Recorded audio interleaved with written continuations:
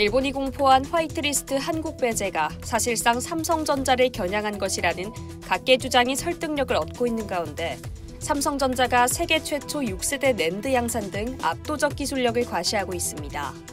그런데 이번엔 기술뿐 아니라 휴대폰 판매 목표 물량을 대폭 늘려 업계 일각에선 삼성전자가 일본을 대상으로 강력한 심리적 치킨 게임을 벌이고 있다는 얘기가 나오고 있습니다.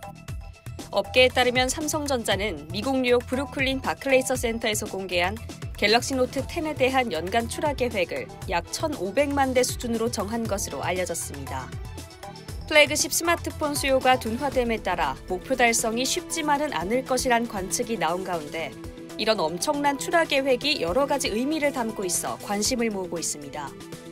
또 삼성전자는 5세대 이동통신 시대를 맞아 클라우드 컴퓨팅과 인공지능을 결합한 새로운 모바일 카테고리를 창출하기 위해 마이크로소프트와 전략적 협력을 맺는다고 밝혀 강력한 우군 확보를 과시했습니다.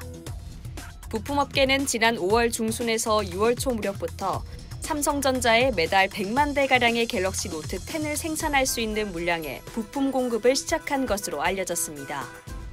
갤럭시 노트 10 출시가 본격화되는 이번 달부터 연말까지는 월 200만 대씩 출하할 계획입니다. 갤럭시 노트 10 출하 계획은 전작인 갤럭시 노트 9을 뛰어넘는 수준입니다. 갤럭시 노트 9은 지난해 8월 출시 당시 1,200만 대 출하를 목표로 했습니다. 갤럭시 노트 10은 전작 대비 출하량을 늘려 주춤한 플래그십 스마트폰 사업에 승부수를 건다는 전략입니다. 시장조사 업체 카운터포인트 리서치에 따르면 지난해 출시된 갤럭시 노트 9은 960만 대, 2017년 출시된 갤럭시 노트 8은 1,030만 대를 판매한 것으로 조사됐습니다.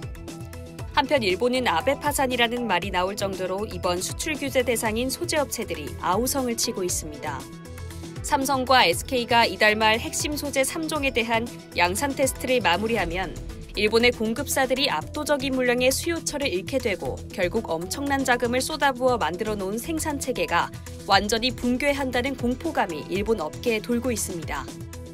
아베 신조 일본 총리 입장에서는 앞뒤 계산이 맞지 않는 게임인데요. 삼성전자는 그에 아랑곳하지 않고 내달리고 있어 이번 삼성전자의 갤럭시 노트 10의 연간 1,500만 대 출하 계획은 심리적 치킨 게임에서 아베를 더욱더 곤경에 몰아넣고 있습니다. 이상 여의도 튜브였습니다.